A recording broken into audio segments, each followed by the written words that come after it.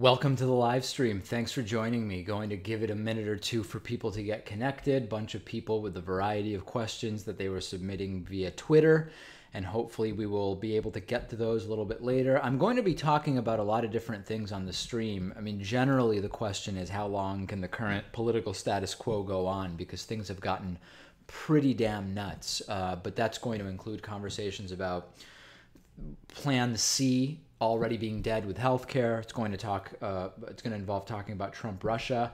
It's going to involve talking about Democrats. And I also am going to announce and preview something that we're going to be doing on the program next week, which I think some of you will like and some of you will probably hate because, I don't know, of the 380,000 subscribers that we have, you can always count on a few thousand hating some aspect of what I'm doing. If this is your first live stream, this is a live stream, meaning we're live unless you're watching a replay. And as a result, because we're live, I can answer questions and comments from you as you submit them. And the best way to do that is through the super chat function, which is the $ at the bottom of the chat window for the YouTube live stream. The chat often moves very, very quickly, but super chat will get to me. And if you have questions or comments, by all means, submit them there, and I will get to them. Number 3, new members and patrons will get live thank yous and shout outs during the program. You can learn about membership at davidpakman.com/membership. You can learn about Patreon at patreon.com/davidpakmanshow. And lastly, please don't troll. We actually had someone get banned today before the live stream even started, which is fascinating. That's some kind of record, I guess. Somebody getting blocked before we even start. Usually, it's like 10 seconds in that the first person gets blocked, but somebody already blocked before we even started. Subtle trolling will not get you banned because we probably won't notice it. And before we jump into the politics, my challenge for this live stream is to see if we can get to 1,800 patrons at patreon.com/davidpakmanshow. I'm trying to get to 2,000 is the broader goal, and when we get to 2,000, I will do an entire broadcast program from David Pakman Show Studios in Boston, Massachusetts, with my hair like this, which is a little bit of a disturbing sight, but I will do it if and when we get to 2,000 patrons. But as a intermediate step, I would love your help in getting to 1,800 patrons. And the thing about Patreon is we're just trying to get to a number of patrons. That means that if you can donate $1 or $2 or 10 or 100, it all counts the same because we have a patron target. And if we get just 33 patrons during the stream, we will get to 1,800.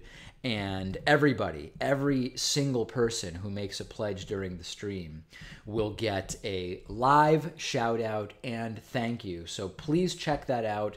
More information forthcoming about all of that stuff. So the big question we're talking about today is how long can this insanity continue? The insanity that we are seeing from the Trump administration and sort of the political status quo. It is promise after broken promise from the Trump administration and Republicans. At the top of that list, obviously, is what's going on with healthcare. We saw yesterday, we learned that the second iteration of the Senate version of the American Health Care Act has failed, okay? It was not going to get enough support to pass the Senate, so it was dead. And then we heard from Donald Trump and from Mitch McConnell and increasingly from Republicans, okay, listen, if we can't get a consensus on a replacement, let's just repeal the Affordable Care Act. We will do a straight repeal vote and see if we can get that done, and then we will worry about a replacement later. That is what we are calling Plan C. Plan C is already dead. It's done. I mean, it lasted a couple of hours, and already today we have learned that 3 senators, Susan Collins and Shelley Capito and Lisa Murkowski, all said, yeah, we're not going to do it. We're not voting for it, so it's effectively dead. They've got 52 senators. They need 50 to vote for whatever they want to do, and they are already down to only 49. So that is already dead. Now, I proposed on the program today that the failure to repeal the Affordable Care Act, with or without a replacement, could end up being a victory in disguise for Republicans because, yes, it is a broken campaign promise. But if Republicans were to successfully repeal and replace the Affordable Care Act, at least with what they've proposed so far, you would see 20-something million people end up without care. And that would have, I hope, I would believe, political repercussions for Republicans. Not doing anything will have the failure of the failed campaign promise attached to it, but it will probably do less damage than kicking all those people off of health insurance, because in the end, many ideologically committed Trumpists are just going to blame Democrats anyway. I know that you've got a Republican controlling the White House, Republicans controlling the Senate, and Republicans controlling the House of Representatives, but there are ideologically committed Trumpists suffering from significant cognitive dissonance who will find some way to blame Obama or Hillary, or Seth Rich is a popular one now, or Comet Ping Pong Pizzeria. They'll find someone to blame, and Trump will avoid the repercussions, where that may be tougher if 22 million people end up losing their health coverage. So that's something to think about. And my primary concern is for people not to lose health insurance. And so that's the main reason to be happy that Obamacare repeal is dead for now, that American Health Care Act, rather, is dead for now. Those are good things because somewhere between 22 and 32 million people, depending on which iteration we're talking about, will not end up without health insurance. Obamacare is still part of the crony, for-profit, employer-connected, capitalist healthcare system we have, which is an absolute and total disaster. Doesn't change that. But this may also be a blessing for Republicans in some way, and that is unfortunate because they've not earned that. They've not earned that. It's only through promises they couldn't keep and a total lack of understanding of the issue that this has taken place. And as a result, it's nothing that I would applaud Republicans for. Now, at the same time that the healthcare situation has completely imploded, the Russia story continues to grow. And at this point, the people that are in the stream or that are watching this later or that are on our channel who have been telling me that there's no story for months, and this includes right-wingers and left-wingers, how can anyone say that at this point? How can anyone at this point believe that there is nothing to see here with Russia when we have confirmed in writing the intent to collude for the benefit of Donald Trump and to the detriment of Hillary Clinton? At this point, the only question, well, there's actually sort of three questions. Actually, it's probably more like five, but some of the questions that remain are, to what extent did Trump and Russia collude? How knowledgeable was Donald Trump personally? Was any of the collusion criminal? Was any of the cover-up criminal, right? So these are the new questions. The question of whether there was collusion, coordination, that question's done. That is no longer a question based on what we've learned. Will we ever get answers to these questions? I don't know. I don't know. And there are still ideologically committed Republicans who sort of don't really want answers to those questions. They want to talk about conspiracy theories. They want to talk about Hillary's emails. They want to talk about the DNC. DNC, a completely valid topic that I have been covering for a very long time, but it is not relevant to whether or not Donald Trump was aware of the collusion with Russia. It's not relevant to whether crimes were committed. It's not relevant to whether there was a sustained cover-up, et cetera, et cetera, et cetera. And then on the back end of this is the job situation. The job situation, which has seen the Trump administration now hold up as evidence of their great economic programs, the same Bureau of Labor Statistics data that were bogus under the Obama administration, with no serious plan to deal with the destruction of manufacturing jobs due to automation, with no serious economic policy to stop companies like Ford or Carrier or whoever from outsourcing programs. Even the Carrier bribe that Donald Trump and Mike Pence touted as some major economic accomplishment has already imploded, as Carrier has announced that they are going to be reducing jobs in the United States. So every aspect of this going wrong. And I don't know how long it's going to go on. And as some people in the chat are saying, it could go on 8 years. And that is why If we want it to only go on for another 3.5 years and not another 7.5 years, then Democrats have to get it together as far as policy goes. And you've got to pursue Trump Russia and enable Robert Mueller and to do his job and continue to support the great investigative work of the New York Times and the Washington Post, which has been absolutely and utterly spot on. But that is not going to be enough to justify people voting for you in 2018 and in 2020. You need to talk about healthcare. There needs to be a cohesive policy. There needs to be some coalition that is created so that you can eliminate the infighting when it comes to a number of foreign policy related issues that are going on. There's a long list, and I've been talking about it for a while, and it's got to be talked about. And unless that happens, Trump could basically do whatever he wants, and it is unlikely that we are going to see some major Democratic victory in 2018. Now, if Democrats get it together, they can take the House in 2018 and possibly the Senate. I've looked at the analyses. It's possible. I'm not making any kind of prediction. What I'm telling you is that if the right steps are taken, it is possible. And then you will have a totally impotent Trump in the White House. Right now, it's scandal that has been interrupting the legislative agenda of the president, combined with Republicans not being able to get behind proposals because they would actually be really bad for voters. But if you have a Democratic takeover of the House and or Senate in 2018, Donald Trump is instantly a lame duck. Instantly a lame duck. And I think that that is going to be something that I will be talking about more and more over the coming probably 6 months. I do want to announce to you that on Tuesday, July 25th, we will have Dave Rubin, host of the Rubin Report, for the entire hour on our broadcast show, rather than the normal 7 stories and a voicemail with a short interview next Tuesday.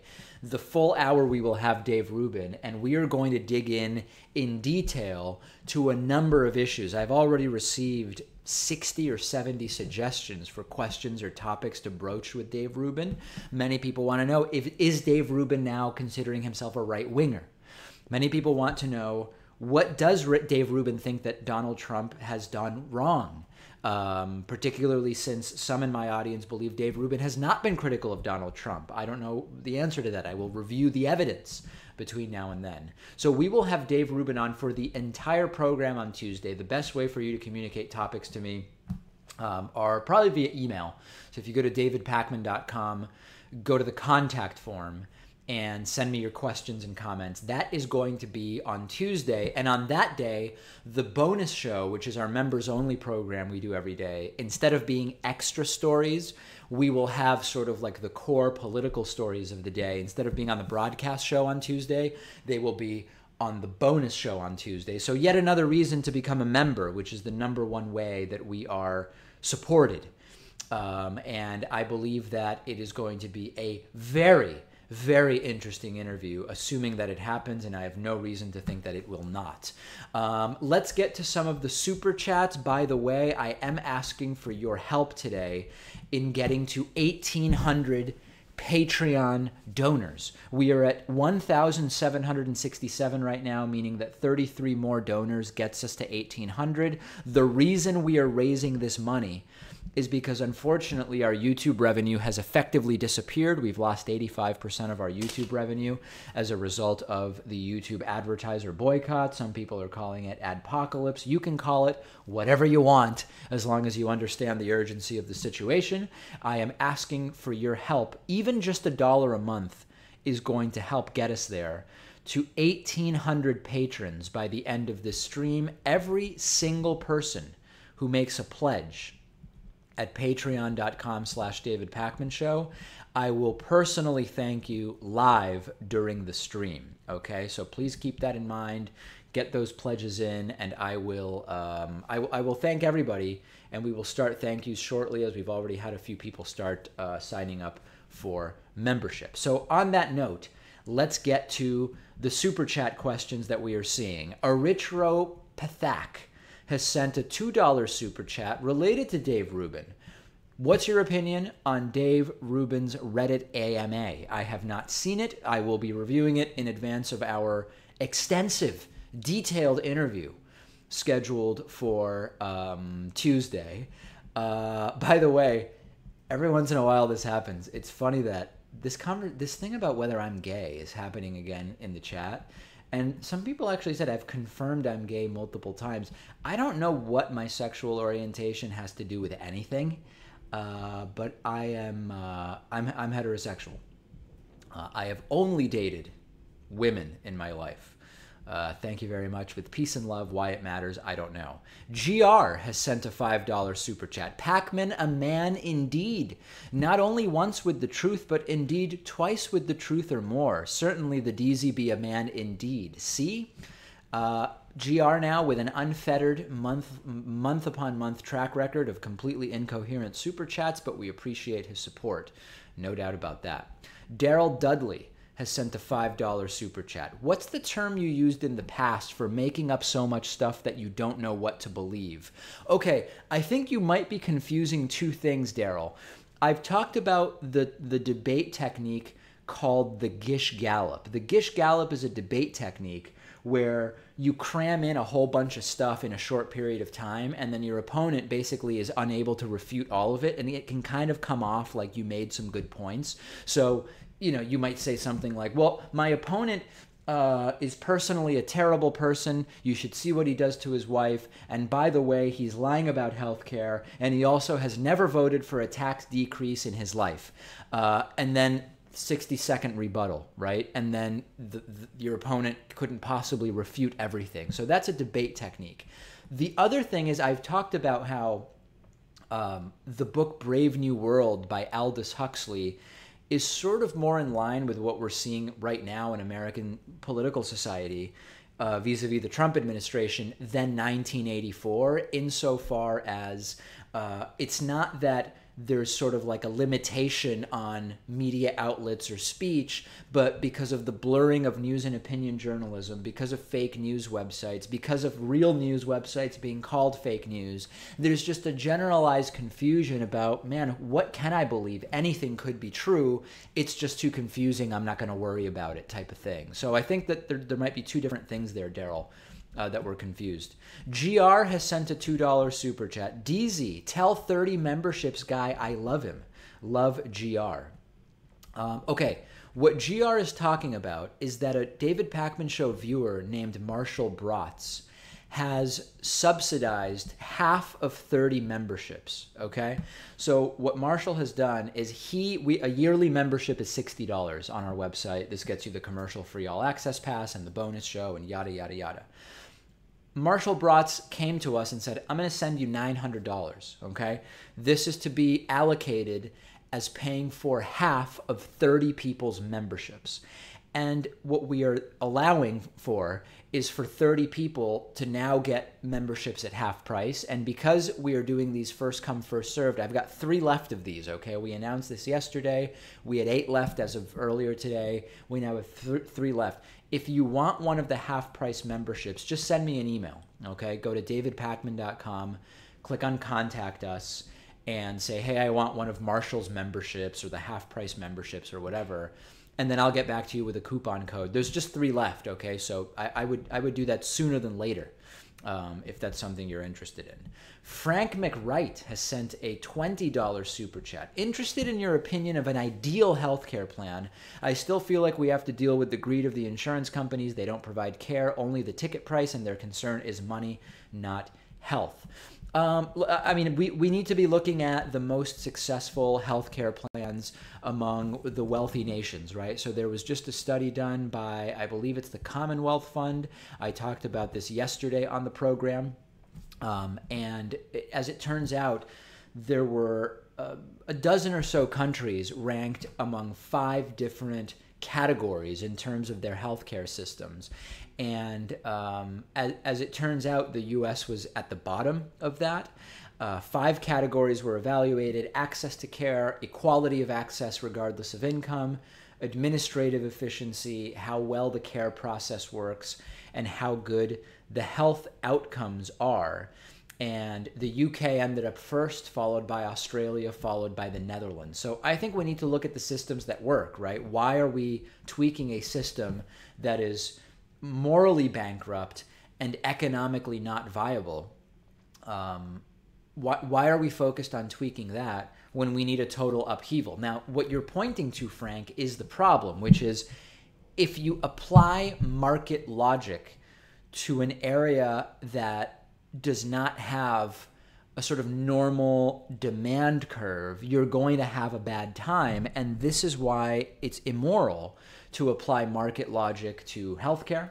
It's immoral to apply market logic to education, I would argue. With healthcare, you have a very unusual demand curve. If you believe in traditional neoclassical economics and supply and demand curves, which are sort of independently determined and blah, blah, blah, right? It's the standard stuff you would learn like in an AP micro class in college, in high school rather, or introductory micro and macro in college.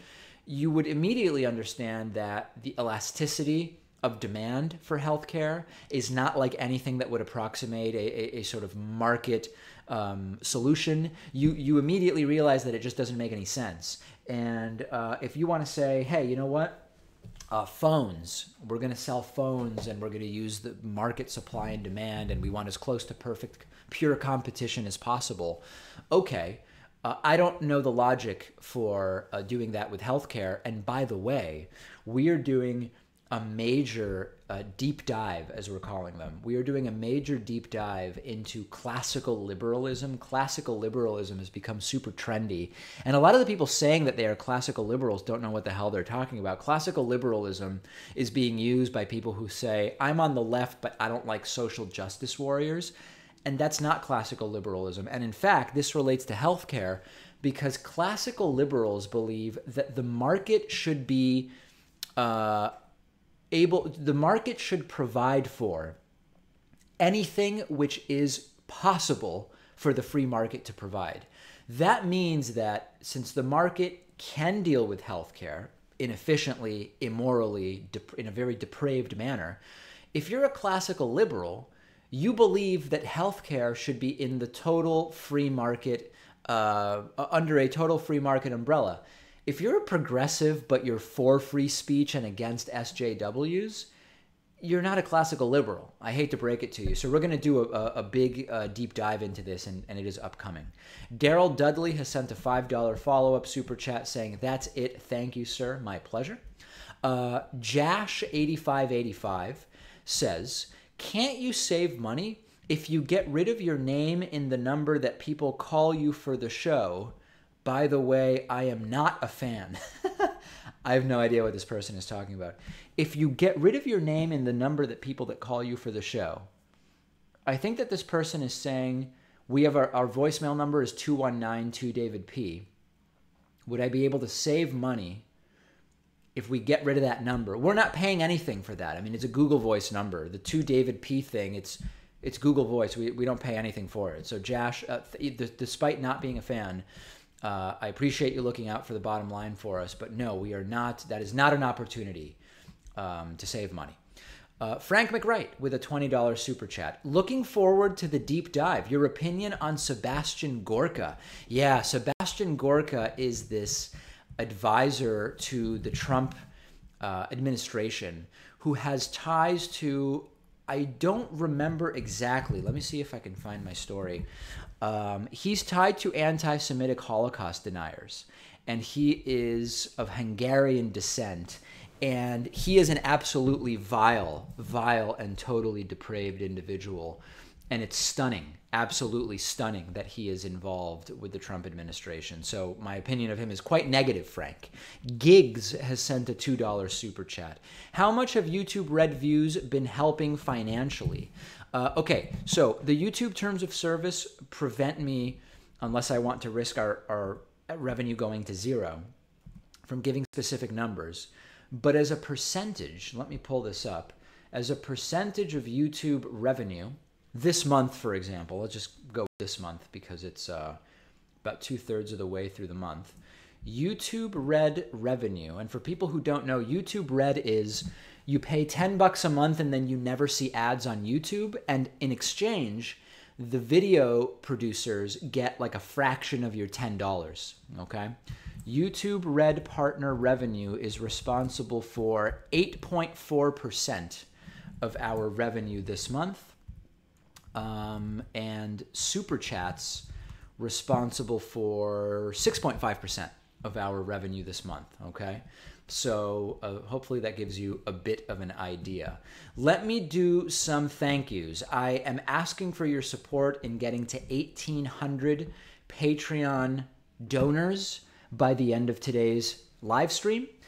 Even $1 a month helps, okay? So seriously, if you can only donate $1, and I know from the surveys of our audience that we've done that 90% of our audience could donate $1 a month.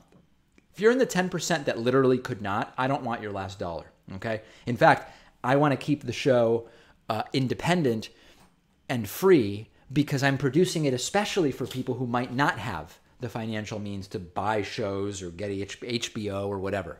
But if you can afford $1 a month, please do it. And Sabrina Safar has done that indeed. Sabrina Safar has pledged $2 per month at patreon.com/David Pakman Show. Please keep those contributions coming, and I will keep doing the thank yous. In addition to that, we have a number of new members that I want to say thank you to. If you want a 40% discount off of your membership after clicking the red sign up button, you can then input the coupon code IVoted17 into the coupon code field. That will save you 40%. And indeed, I want to say thank you to Lenore Hitchler, who has signed up using the 40% discount coupon code. I want to send a big thank you to Mary McQuaid, who has signed up with the coupon code for 40% off. I want to say thanks to Faylid Dwyer, I hope I'm pronouncing that correctly, who has signed up with the major discount, as well as Nina Fromm and Clay Johnson, okay? Thanks to all of you for signing up at davidpakman.com/membership. You know, what I want is to make it so that this precipitous 85% decline in the YouTube ad revenue means nothing. Because what would be better than being able to say, hey, you know what? It doesn't matter what happens with YouTube ads. It doesn't matter if the Wall Street Journal puts out bogus articles saying, look at what's happening on YouTube with racist videos and advertisements. If we can make up everything we've lost with the YouTube ad boycott, we will be laughing as we go forward and continue doing more and more. And by the way, some of the things that we want to do, I want to update you. I know that there's a lot of super chats piling up. I want to update you on the long form deep dives that we are working on. There's such good stuff going on. We have a long-form video, which was researched by our intern, Brian, who is working with us this summer, on the violent left. And when I say the violent left, I use air quotes because there is this apoplectic movement on the right that says the left is just so violent. And we have done a really good piece on that, totally debunking it and pointing out that it's always been the right that has been violent, and it still is. That is basically done. It's not yet been scheduled, but it's going to be happening, okay?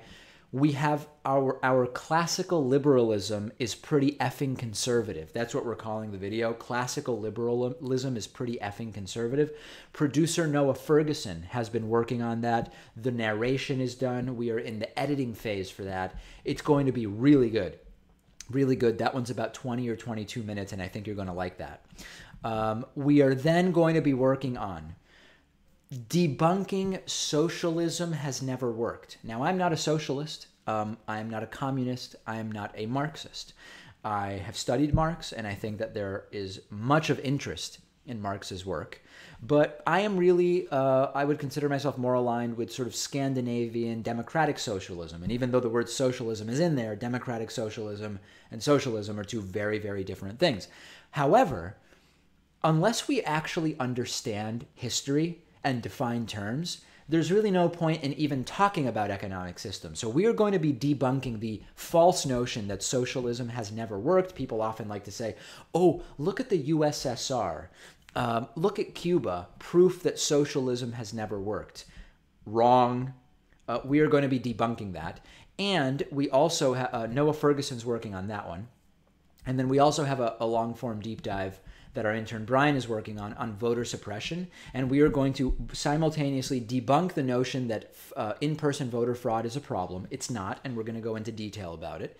And we are going to show you all aspects other than gerrymandering, because we already talked about gerrymandering separately. We will deal with all aspects other than gerrymandering of how the right is using voter suppression, changing of voting hours, voting locations, voter ID, all of these tactics to suppress the Democratic, disproportionately non-white vote in certain parts of the country. Okay, so that's coming up. And then a little bit further, and this is why we want to replace the lost revenue, because we have all these plans, right?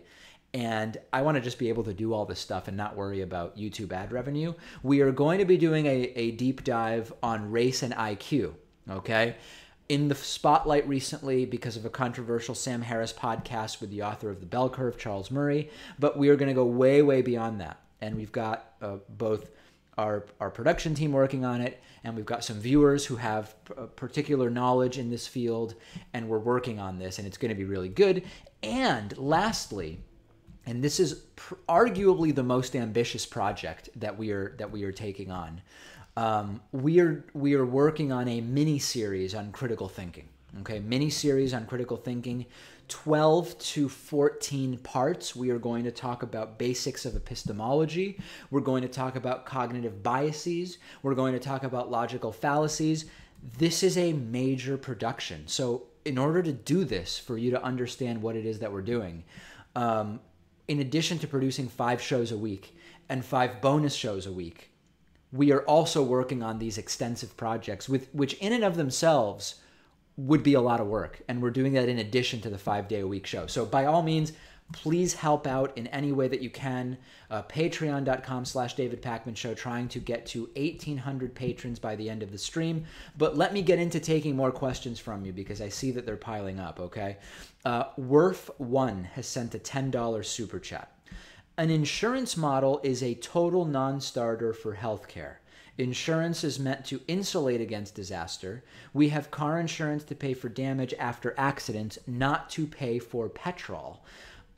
Interesting analogy. That is an interesting analogy. And I mean, I agree with your conclusion, which is an insurance model is a non-starter for healthcare. I believe that a for-profit model is not a non-starter for education. How we ultimately solve the problem, I'm kind of flexible on. You know, it doesn't have to go just one way. I'm open to looking at the problem different ways, whether it's the expansion of Medicare, something like HR 676, which we've talked about, whether it is the establishment of another system from the ground up. And for people who say we can't afford it, we can. Just look at the work of Gerald Friedman, the UMass economics professor. Look at the work of others. It's absolutely affordable. Tony Merritt has sent a 10 British pound super chat. Hey, David, I was wondering if you know where exactly in Eastern Europe your Ashkenazi ancestry comes from. I ask because I have a lot of ancestry from the south of Poland. It's a mix. On my mom's side, it is actually, let me see if I can actually pull up a map just so I'm precise here. I had this data easily accessible and now it's not here. Okay, so from Poland, it's sort of the east of Poland, which borders, you will notice, both Belarus and Ukraine. And I have connections to both Belarus and Ukraine. But it's all, you know, Ashkenazi Jews all spoke the same language. They were ethnically identical, effectively. So I did my DNA test, and it's basically that entire region. Poland, Ukraine, Russia, Belarus, etc. So I unfortunately don't know more specifically than that. D Knight has sent a $5 super chat. Espionage by the Trump campaign /family. Cover up by remaining GOP in Congress. GOP threat to national security. Death care. It's all un-American and anti-patriotic. And then D Knight with a supplemental $2 super chat. Like the GOP, the platform need not be accurate. Yeah. So listen, I mean, I think here you're getting at something. I'm having a little trouble 100% understanding the super chat, but I think I get the gist of it. You're getting at something I've been talking about for a while, which is that it would well serve Democrats and progressives and liberal-minded independents, whoever, right? I mean, I don't care about party affiliation. You're not going to convince the right with hammering them with facts, right? Climate change is a great example. The financials around for-profit health insurance, great example. Approaches to the reduction of abortions, which they oppose, which are access to contraception and comprehensive sex ed. All this stuff. We're not going to be able to beat them over the head with facts and change minds. So we really need to do two things. One is focus more on bringing in new voters on the left than convincing Trumpists. But legislatively, we need to be talking about a lot of these issues in terms that will appeal to the right. National security, patriotism, paying one's fair share. There needs to be a refocusing, I guess I would call it, on a lot of these issues. And I think that thinking about it in terms of patriotism, listen, doesn't really appeal to the people that are on the left, but we're already on the fact-based side. So I would think about that as an approach. Frank McWright has sent a $20 super chat. Sifting through the talk noise of all the proven collusion, it's constantly repeated. There was no crime committed. How valid is that statement? Will anyone be held accountable? Two different questions and very different answers. How valid is the statement that no crimes were committed? We don't know. We don't know. I think the individuals in the Trump administration that, if crimes were committed, are the most likely people to have committed crimes are Jared Kushner, Paul Manafort, Michael Flynn. Okay? That would be at the top of my list. Then next tier would be, I don't know. I won't even go to a next tier. It doesn't matter. Will anyone be held accountable? I don't know. I mean, it really depends on Republicans because they control the House and Senate. I am going to talk tomorrow on the program about we're starting to see the early signs that Republicans may be starting to turn on Donald Trump. Not all Republicans, but some Republicans, and I'm going to talk about that tomorrow. Double X Shamaica has sent a $5 super chat. I'm still waiting for Obama to take the guns away and the FEMA camps. That's why I bought Alex Jones male vitality pills so I can break out of the FEMA camps. Yeah. When is that going to happen? Never happened. And it's stunning how the gun industry is doing worse now under Trump because, this is not a surprise to thinking people, there's nothing that will sell guns better than the threat of Obama taking people's guns. And it worked. Record gun sales under Obama, no guns were taken. I mean, just no guns were taken. Now that nobody's really talking about guns, numerous gun manufacturers are saying, we're not hitting our estimates. We are just not hitting our estimates, our budget estimates for gun sales because people aren't scared. People aren't scared of anybody taking their guns. It is stunning how well that works. Okay, major news from the land of Patreon. I announced at the beginning of the live stream that my goal for today is to get to 1,800 patrons at patreon.com/David Pakman Show. The reason for all this nonsense is that 85% of our YouTube ad revenue has disappeared. Completely and utterly disappeared. And that is a really, really bad thing. It's a serious thing, as our president likes to say. And we need to try to deal with that. And one way that we're trying to deal with it is by soliciting Patreon contributions. We estimated, before I do the thank yous, okay, we put out about 160 videos a month on YouTube. We estimated that before the YouTube ad boycott, if one person watched all 160 of those videos, we were earning between 30 and 50 cents from that individual.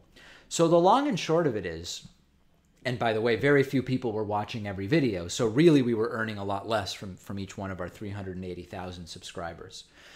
If you contribute $1, you're basically paying for yourself and 2 other people, right? Like the lost revenue from you and 2 other people is covered.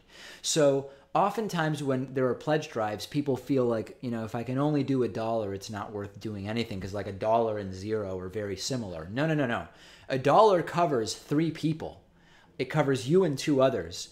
and it makes it so that we are that much less reliant on YouTube ad revenue, okay? So let me start some of the thank yous because people have been pledging here. Tyler Giggs, or I guess it's Tyler aka Giggs, has pledged $1.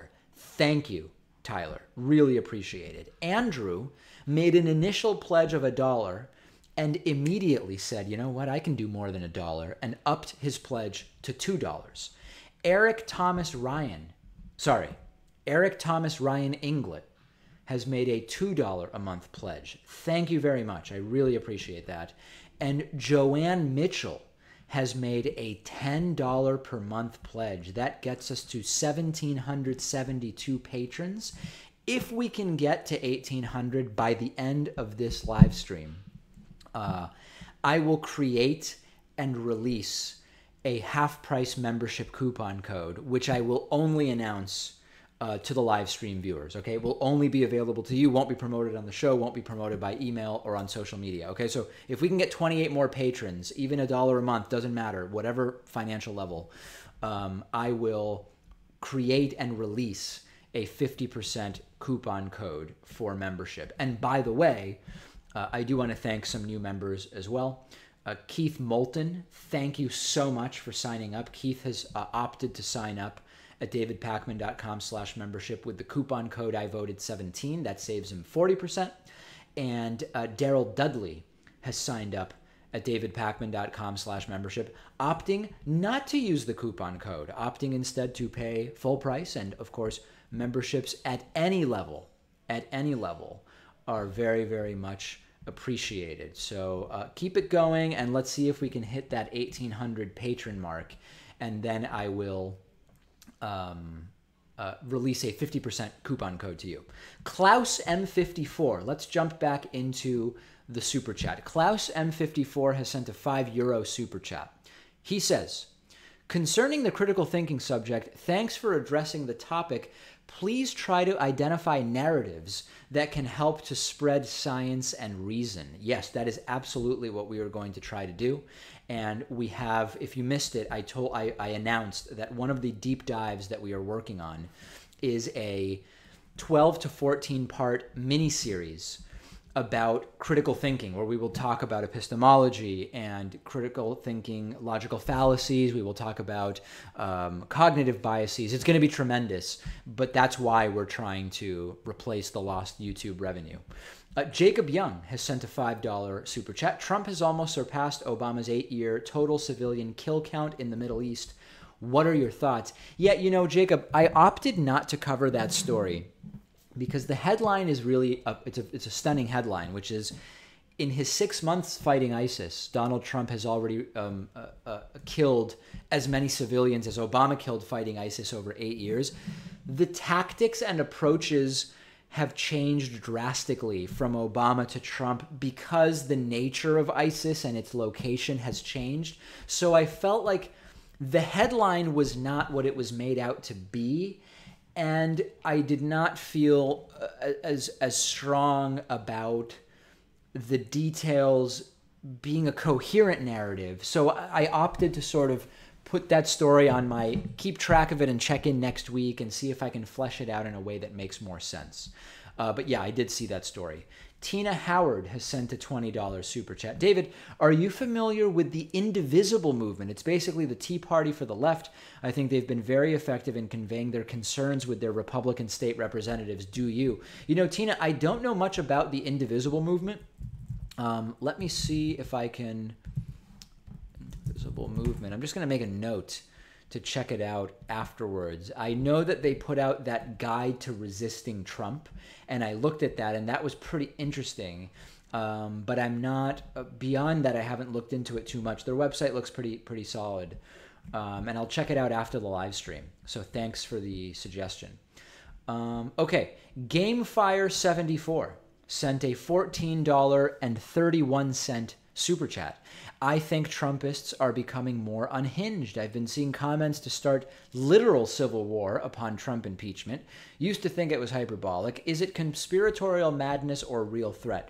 You know, I don't believe that real threat or conspiratorial madness are the two options. I believe that the Bundy Ranch fiasco and the fiasco that Bundy's kid was involved in, if you remember that, Eamon Bundy, I don't even remember that guy's name. I think that proves that Republicans and right-wingers and whatever you want to call them, these patriot militia types, they are willing to take out their guns and start trying to make things happen to at least some degree. I do believe that the impeachment of Donald Trump would absolutely set off some significant portion of these individuals, no doubt about it. That being said, is it going to be civil war? I don't know. I don't know. I would not write anything off. I would not even dream of saying, no, there's no chance in hell that these people, if Donald Trump were to be impeached, go absolutely nuts. But I would not say that is a guarantee. I would hope that there would be some sense talked into these people if that's what they were thinking of doing. But I don't know. Eric Inglet sent a $5 super chat. To my extreme Trumpist grandparents, Fox News is becoming center-left. What's your opinion on some, let's say, sanity slipping into Fox News? Yeah, I did a story yesterday, and I don't know if you saw it, but you could check it out, Eric. It was about sort of reality surfacing briefly on Fox News, and it was a segment where Chris Wallace and Shep Smith basically said, hey, this isn't normal. A ton of lies are being told, and we're just not being told the truth about what's going on here. Why? And this is not nothing. And I mean, Fox News is not center left. Fox News is in a very tough place now where they are trying to figure out, well, how do we manage this? How do we deal with what is increasingly a disaffected group of more traditional Republicans, and yet the expectation from the hardline alt-right Trumpists that we support and defend Trump at every step? And I don't know what the answer is. Fox News is not center-left, that I can assure you. But at the same time, it's bad. How can anyone ignore what's going on, right? I mean, it was bound to bubble up at some point, and I don't know. I mean, Fox News is not center left, but I don't know what the future of Fox News is in the Trump era.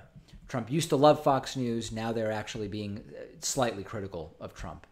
I am having a major problem with my internet connection, and storms appear to be rolling in. So before risking getting cut off, I'm going to cut this stream at this point. Thanks to everybody who has pledged at patreon.com/David Pakman Show. I do want to send a last thank you to Ace of Logic, John Condry, and a huge thank you to Louise Henry, who has pledged a big league $25 per month. Thank you so much. Please keep it coming. We will have an update on the pledge drive at the end of the week, and I am also going to try to do another live stream before the end of the week, if not two, because I can tell that there's a lot of questions that people have, and I want to get to all of them. So thanks for joining me. We will do this again very soon. Subscribe to the YouTube channel if you haven't. We're almost at 400,000 subscribers.